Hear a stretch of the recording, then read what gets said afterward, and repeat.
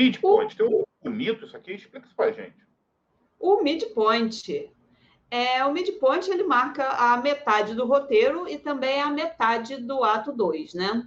É um evento crucial que aumenta os riscos de forma muito dramática e coloca em andamento a cadeia de eventos que vai levar ao clímax. Eu costumo falar, agora que a gente está toda semana analisando um filme, né? Minha família são os meus pupilos, né? Que eu fico aqui, lá, ó, agora, 50%, agora a coisa vai ficar feia. Eu falo que é os 50% do diabo. Porque quando dá 50% do filme, agora não tem mais tempo para brincadeira, não tem mais tempo para, será que a gente vai conseguir pesquisar esse caso aqui tranquilamente? A gente vai só fazer uma entrevistinha nessa casa? Não, agora a coisa vai ficar séria. Por exemplo, se você marcar 55 minutos desse filme, você vai chegar no ponto em que a Lorraine está falando com o Ed, que ela descobriu que o espírito que está infestando a casa é a tal da Bathsheba, que ela já é uma bruxa, que sacrificou o próprio filho, coisa e tal, e que ela já matou outras pessoas. Ou seja, a partir dos 50%, você sabe que não é só vai cair teu quadro da parede, matar teu cachorro e quebrar seus móveis, sei lá, puxar teu pé. Não, vai te matar. Então, agora a coisa ficou séria mesmo. Ou seja, a gente tem que resolver isso e agora a gente está correndo contra o tempo, né? Porque eles já sabem, que eles já falaram pra gente também lá naquela apresentação em tópicos, que tá chegando no estágio final, que é a possessão, e aí pode ser que não dê mais jeito. E essa questão dos tópicos é muito boa, né?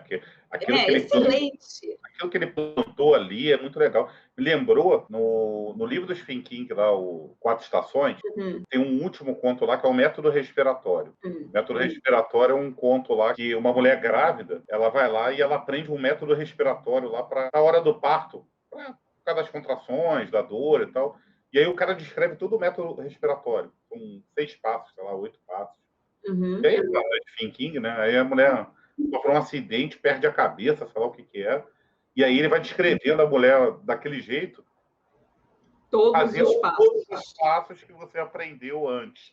Então, isso é interessante. Isso também é muito plantado em histórias, que é do tipo, cara, acontece isso, acontece aquilo, acontece aquilo. O tempo todo você está guiando a sua audiência e controlando essas expectativas, colocando expectativas nela, colocando questões que vão ser respondidas depois. E geralmente nesse midpoint é o que a gente também chama de ponto que agora não tem mais retorno. Agora, tudo que foi feito, ele não pode ser mais desfeito. Inclusive, a família Warren ela já está tão ligada ao caso que já tem até coisa estranha acontecendo na casa dele.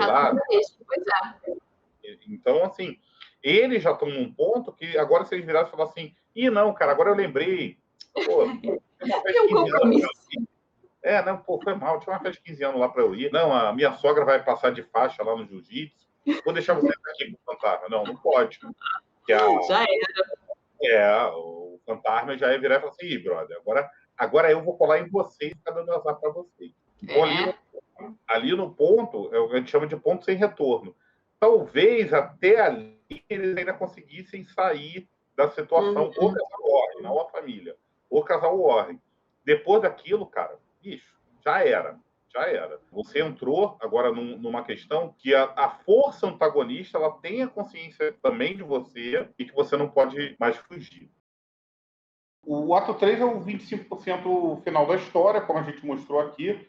O nosso amigo Spider-Man até lembrou, né, que tem esse gráfico aqui de um dos livros do Papa aí, dos 3 atos, né, que é o Field, que não é o inventor dos 3 atos, né, como a gente já falou, isso veio lá de Aristóteles, mas é um cara que se debruçou muito no estudo dos 3 atos e vale muito a pena. Eu fiz aí um vídeo, liberei um vídeo, acho que foi ontem, sobre os 5 livros aí bacanas para os roteiristas lerem, então tá aí disponível no canal. Eu não coloquei o do Field para colocar o Story, mas o Field ele tem um estudo muito bacana sobre 3 atos. Eu acho que fica aí também a nossa dica para complementar todas as nossas lives sobre 3 atos. Vai lá e estuda o Field, que ele vale muito a pena. É muito bom. Mas aí o ato 3 já corresponde ali a 25% do final da nossa história. A gente já falou isso agora da porcentagem, não vamos voltar a isso agora. aonde tem uma batalha que é de ou tudo ou nada. O nosso personagem ele vai enfrentar aquele adversário externo e aí ele vai por tudo ou nada. Normalmente ele vai no tudo, né? Normalmente, somente os filmes hollywoodianos gostam muito de finais positivos, né? De finais felizes. Mas a gente às vezes já encontra aí, né? Como, sei lá, acho que um dos exemplos mais clássicos é o Coração Valente, né? Que aí vai pro nada.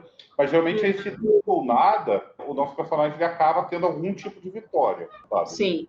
Ou uma derrota esmagadora quando são um personagem trágico. Aqui a gente precisa fechar o arco do personagem e trazer aí esse novo equilíbrio. E que a gente até coloca como também pode ser uma nova pergunta. Então aí no caso do Bela Vingança, ela vai para essa batalha do tudo ou nada, e no caso dela é o nada.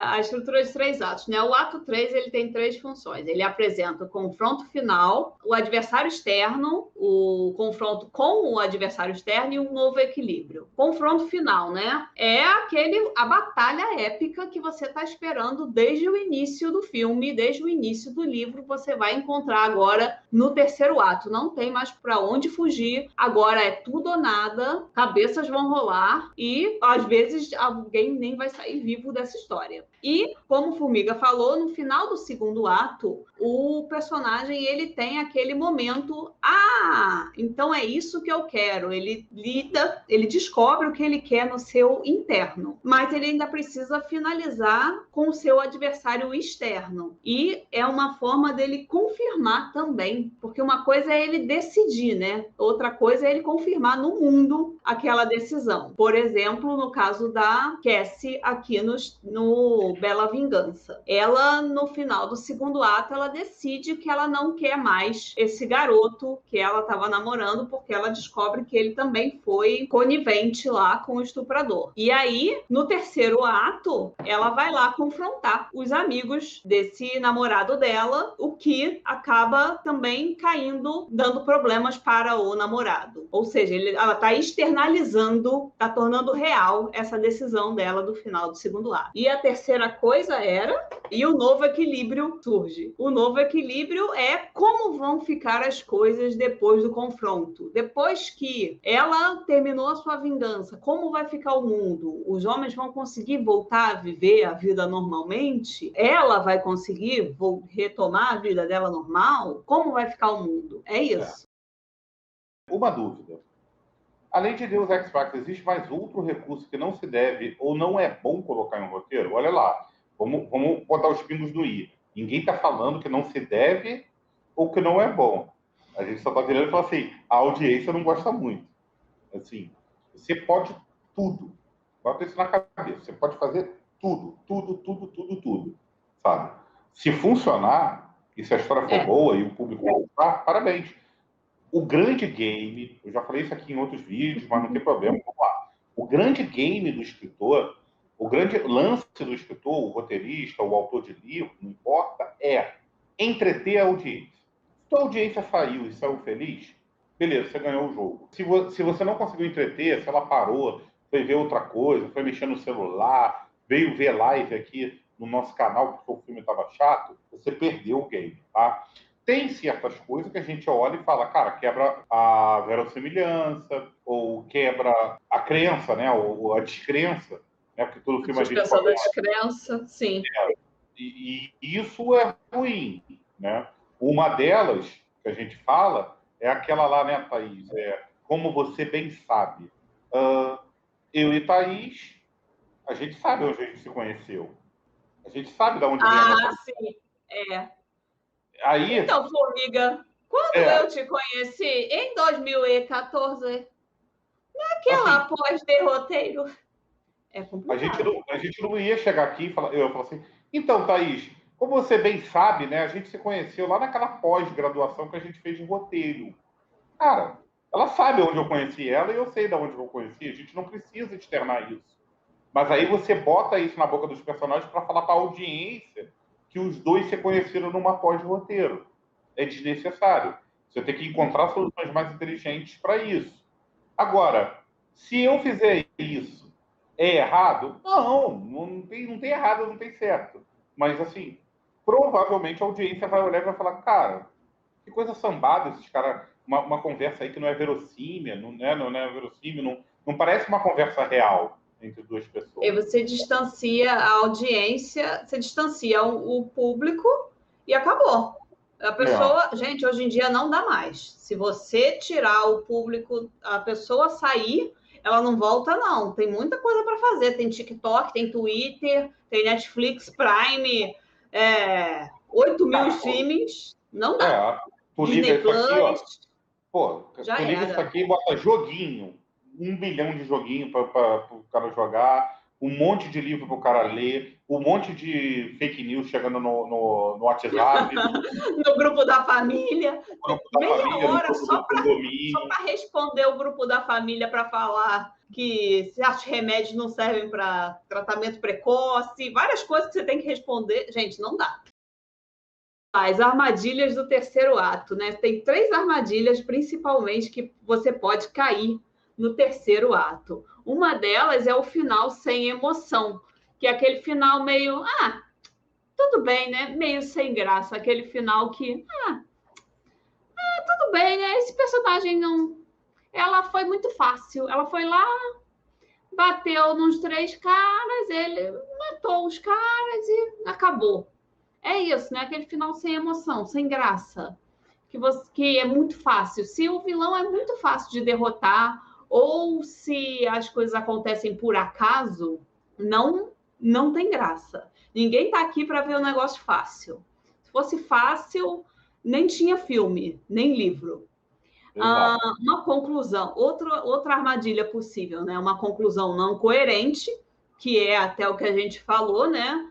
Que seria, no caso, ela foi para um lugar deserto, com um bando de homens que são abusadores, ela já sabia disso. Infelizmente, ela estava se colocando numa situação de risco. Então, dificilmente ela sairia dali ilesa. Obviamente que talvez não chegasse ao assassinato, mas ela estava ciente de que ela estava correndo um risco. Ela achou que ela tinha tudo sob controle, mas ela sabia que ela estava correndo um risco, tanto é que ela mandou uma carta para o advogado, ela fez todo um Tomou todas as precauções, né? Ela não chegou lá e falou assim, vou fazer uma intervenção com vocês. Trouxe psicólogos, trouxe a mãe de vocês, né? Isso seria um final totalmente não coerente e sem emoção, né? Poxa, total. E a terceira armadilha que a gente vê, às vezes, acontecendo nos terceiros atos, que acaba com qualquer emoção e qualquer adrenalina, é o Deus Ex Machina. O Deus Ex Machina vem da época do teatro grego, que o deus da mitologia descia por uma máquina, que era por Roldana, né? E ele descia para salvar o herói quando não havia mais nenhuma saída. E isso não pode acontecer, né? Nos seus livros e filmes, porque é muito sem graça. Seria o equivalente a ela estava lá sendo quase morta, e aí, de repente, aparece, sei lá, o namoradinho dela, fala, não, eu imaginei que você estava vindo para cá, eu pensei no que você poderia estar fazendo, então eu vim aqui te salvar. Ou melhor... Com a polícia ainda. Ou melhor, um guarda florestal que estava passando pela localidade falou, mas essa festa aqui tá muito barulhenta, deixa eu vir olhar. E aí ele chega lá e vê tudo aquilo acontecendo. Não dá para ter um negócio por acaso, né? Tem o Deus Ex Machina pode ser até uma coisa bem estranha mesmo, assim, sei lá. No meio da festa tem um cara que era piromaníaco que botar fogo em tudo e todo mundo morrer queimado. Assim, é até interessante porque eu tenho aqui um slide, né, do Aristóteles lá na Poética falando, né, que os deslances do enredo devem resultar do próprio enredo. As respostas da sua história, da sua trama, elas devem vir da própria trama e não de uma intervenção ex machina. Os altos riscos, né? Que sempre, em todas as cenas, é interessante a gente colocar algo em risco. Pensar sempre no que seu personagem tem a perder. No caso aqui desse filme, é interessante que ele coloca um personagem que ele já não tem nada, né? Então, a única coisa que ele tem a perder é a vida dele. Só que, como ele não tem um relacionamento com ninguém de verdade, a vida dele em si também não importa. Tipo, ele não tem nenhum cachorro, gente. Se ele tivesse um cachorro que fosse sentir falta dele de verdade, faria muita diferença. E é uma coisa também que eu senti que fez até a cena de luta alongar bastante, né? Que é, gente, é uma cena de luta em que ninguém se machuca. Eles se batem, se batem, se batem, um joga um para o lado, um joga um para o outro. Qualquer pessoa de verdade estaria quebrado ali em 30 segundos dessa luta. A lataria está prejudicada ali, ó. A lataria está prejudicada. Ó. A pessoa não conseguiria nem andar, né, o Formiga? Poxa, a pessoa não ia conseguir nem andar mais. Mas, assim, quando bate. É tipo Tom e Jerry, né? Você não se identifica, você não fica chateado porque o Jerry explodiu o Tom, porque você sabe que aquilo ali é uma brincadeirinha. Ele não tem nada em risco de verdade. O Tom não vai morrer, ele não vai se machucar de verdade, ele vai aparecer com aquela carinha assim escura de explodido, mas na próxima cena ele já está de volta ao normal, correndo atrás do Jerry. É mais ou menos isso que acontece. E uma coisa que o Formiga sempre fala, que eu acho que é bem interessante a gente pensar, é que junta com tudo isso que eu falei, que é o que de pior pode acontecer com o seu personagem, né? E no caso dele, a gente não sabe o que é de pior que pode acontecer com ele. O que é de pior que pode acontecer com ele? Perder o emprego? Os alienígenas tomarem conta da Terra? Porque, assim, se ele tivesse uma família, os alienígenas pegar a família dele, ou sequestrar o cachorro dele, ou ele perder um emprego que ele valoriza muito. Tem que ser alguma coisa que é importante. Acho que tem algum momento ali que ele fala que foi um soldado, né? Acho que tem algum momento ali que ele foi um soldado. Eu acho que, não sei, né? Se eles também estão indo para... e aí você vê aqui também com a bandeira dos Estados Unidos aqui atrás. Faz um simbolismo interessante. Não sei se também estão indo por esse lado, assim, do tipo, eu estou defendendo a América, a verdadeira América, né? Esse papo de patriotismo americano, porque é isso que esse filme está discutindo, né? Esses caras estão aqui para controlar e dominar o the real American citizen, né? O americano real, o americano raiz aí, o americano de verdade, né? O cidadão americano. Uma das coisas que me incomodaram nesse filme foi a falta de motivação do personagem. A gente vê que a gente deve deixar claro o que leva o seu personagem a agir, né? Ele quer derrotar o monstro porque ele quer conquistar a glória, a recompensa em dinheiro, ou ele vai lá matar o dragão para conquistar a mão da princesa. E nesse filme, a gente não vê isso, né? Nesse filme, a gente vê, ele descobre o que está acontecendo e a gente não entende qual é a motivação do personagem. Eu acho que podia, e aí eu acho que é o grande lance, a grande sacada de assistir muitos filmes e pensar como escritor o tempo todo. Ler muitos livros também, né? Óbvio. E você tem sempre que ficar raciocinando como um escritor, como um roteirista. É você pensar como eu posso aprender com isso daqui, mais do que criticar. Criticar é muito fácil, a gente aponta os dedos, lá, porcaria lá, esse personagem nem motivação tem. Mas como eu poderia fazer diferente? Poxa, e se ele tivesse, sei lá, ele está naquela cidade, mas ele quer dinheiro para voltar para a casa da família. Aí ele abre a carteira e tem uma foto. Gente, 40 segundos resolvia isso. A gente dá uma motivação para ele. Ele quer voltar para a família. E aí tem uma foto de uma mulher e 2 crianças. E aí ele mostra, não, eles são minha razão de viver. Eu não posso deixar o mundo ser destruído porque eu preciso deixar o mundo para eles. Pronto, a gente tem uma motivação para o personagem. E quem não se identifica com isso, né? Quem não tem um ente querido, quem não tem marido, um filho, um cachorro, um vizinho, uma mãe, um pai, pelo qual a gente gosta, né?